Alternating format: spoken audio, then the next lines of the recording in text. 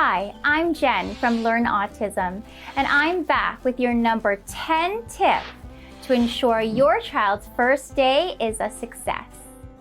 If your child uses an AAC device, also known as augmentative and alternative communication, such as a GoTalk or a PECS book, ensure it is ready to go on the first day.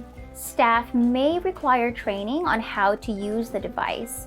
Thus, a plan should be in place to help the team feel comfortable in using the device with your child in the classroom.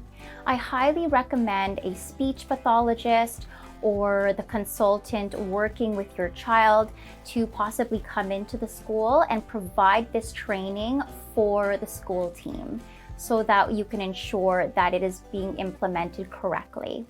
Ensure the teacher is briefed well ahead of time so the school team is prepared as much as possible on the first day. Good luck and have an amazing start to the new school year.